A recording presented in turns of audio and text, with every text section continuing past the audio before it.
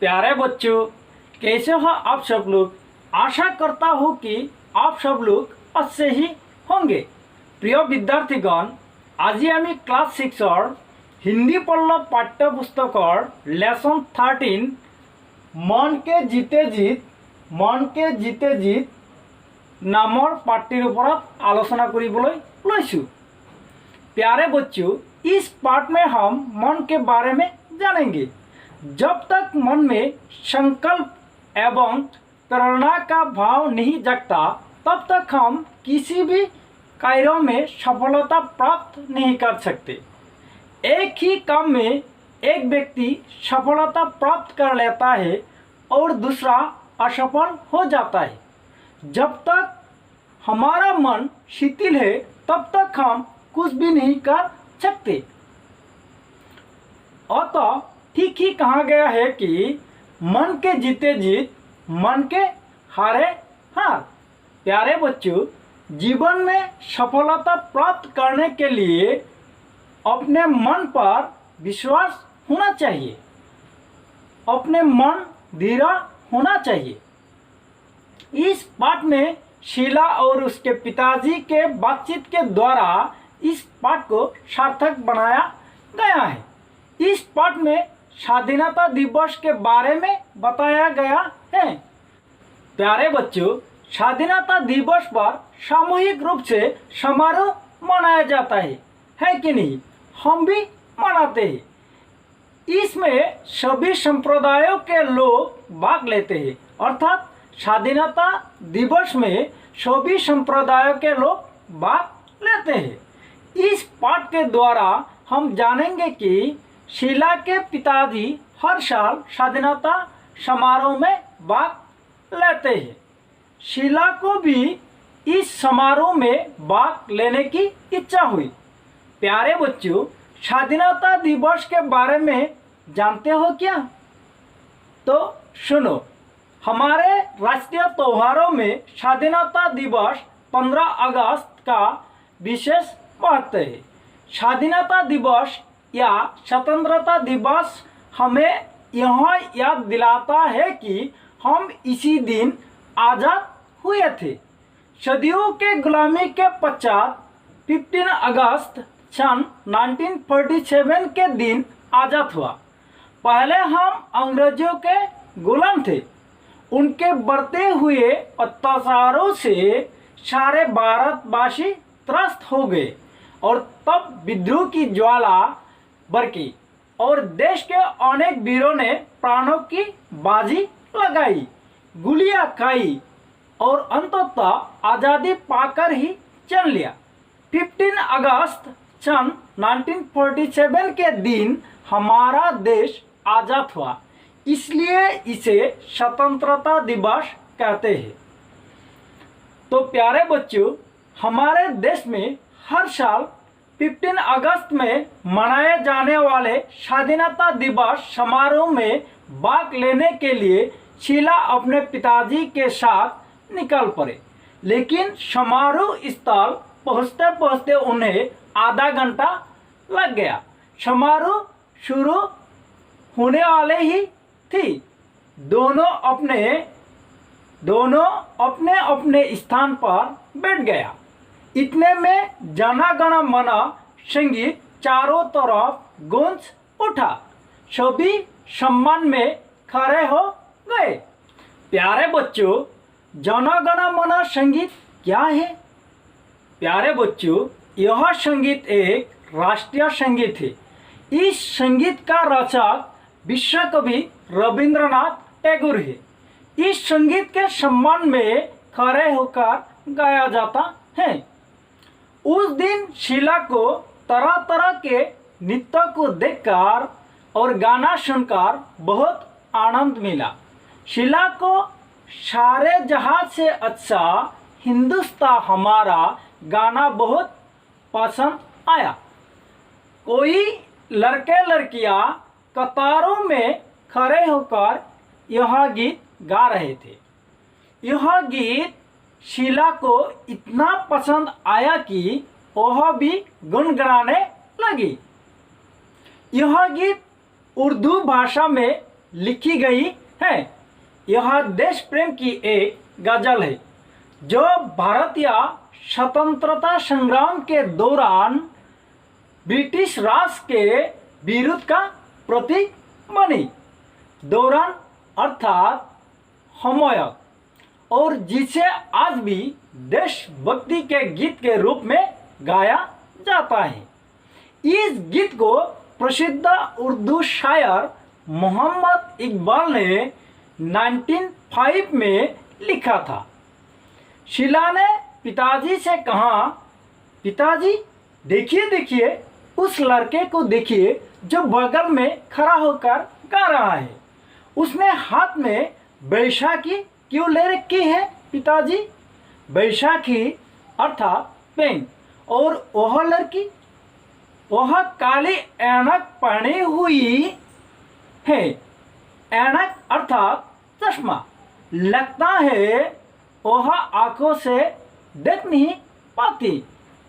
पिताजी ने शीला को कहता है कि तुम्हारा अनुमान ठीक ही है। ऐनक पहनी हुई लड़की दृष्टिहीन है। बैसाखी लेकर गाने वाले लड़का ठीक से चल नहीं पाता है, इसलिए वह बैसाखी के सहारे खड़ा है। पर एक बात याद रखना बेटे, वे भी तुम लोगों की तरह ही हैं।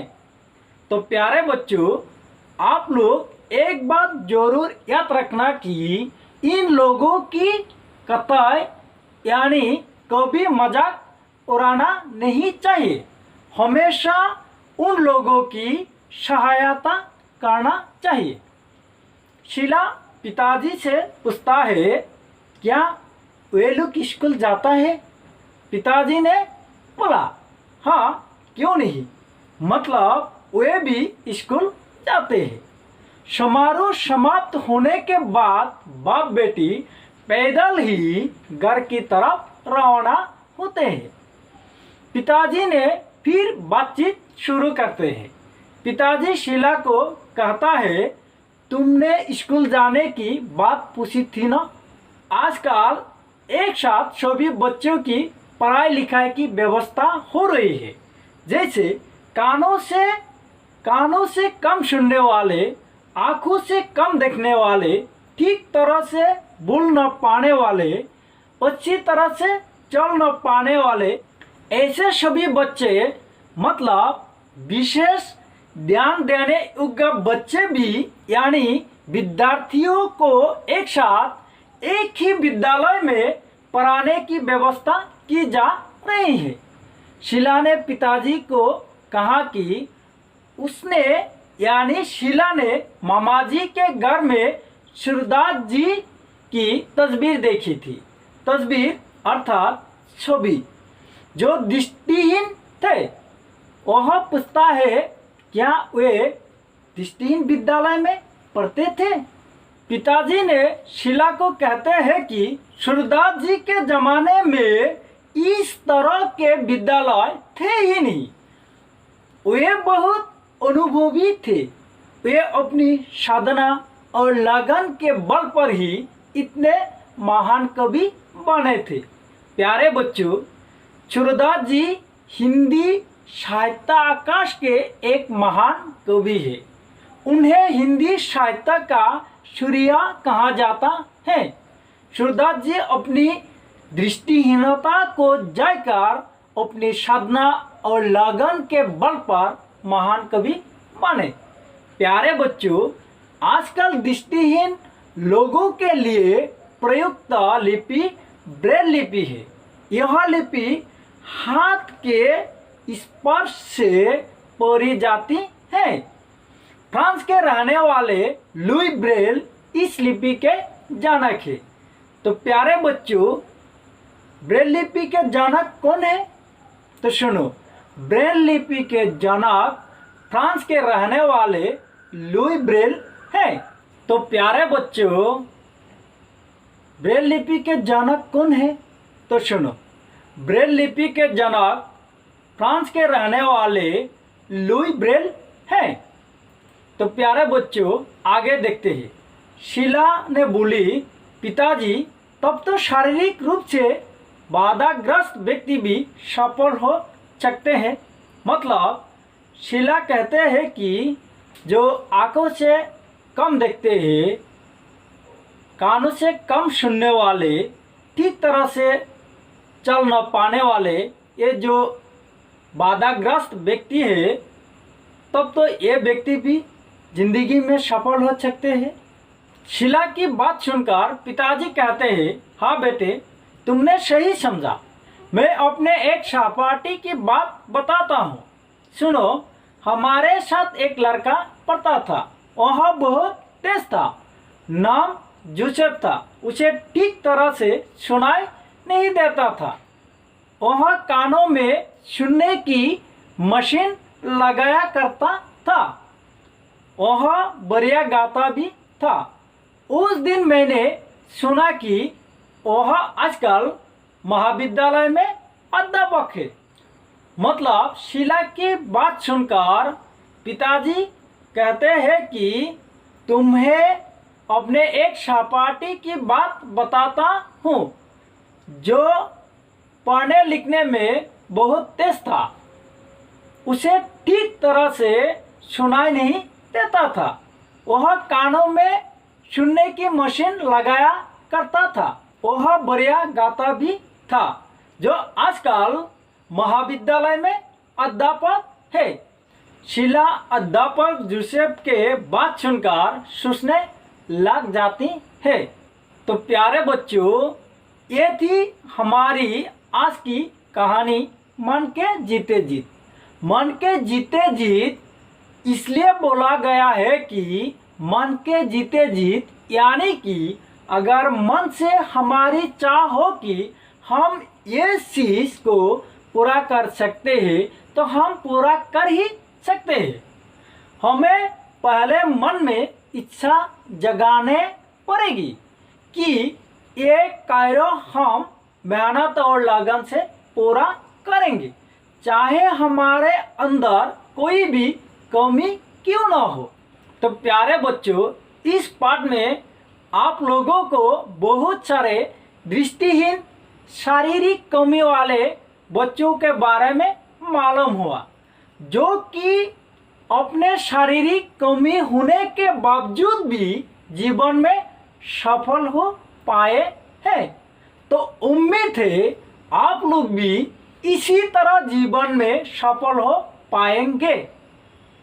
हालांकि भगवान की कृपा से आप लोगों की कोई शारीरिक कमी नहीं है। अगर शारीरिक कमी वाले बच्चे जीवन में सफल हो सकते हैं तो आप लोग भी जीवन में जरूर सफल हो सकते हो। बस थोड़ी सी मेहनत और लगन की जरूरत है।